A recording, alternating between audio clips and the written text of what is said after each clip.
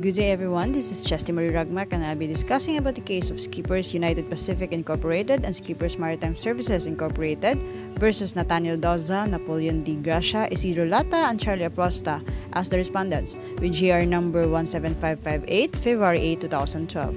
Facts for the case: petitioner deployed respondents to work on board the vessel MV Wisdom Star. Respondents claim that skippers failed to remit the respective allotments for almost 5 months, and to date, skippers only failed to remit the home allotment for the month of December 1998. Respondents were unceremoniously discharged from MV Wisdom Star and immediately repatriated. Arrival in the Philippines, respondents filed a complaint for illegal dismissal with the labor arbiter, who dismissed her inaction for lack of merit. Respondents filed an appeal to the NLRC, who dismissed the appeal and affirmed the labor arbiter's decision. The respondents appealed to the CA and granted the respondents' petition and reversed the decision of the labor arbiter and the NLRC. So for the issue of this case, whether the dismissal of the respondents is valid and the master's telex message showing that respondents voluntarily requested to be repatriated should be given due credence. It's held that no, for a worker's dismissal to be considered valid, it must comply with both procedural and substantive due process.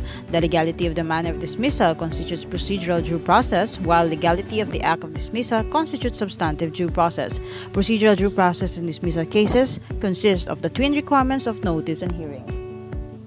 The employer must furnish the employee with 2 written notices before the termination of employment can be effected. First is that the first notice apprises the employee of the particular acts or omissions for which his dismissal is sought.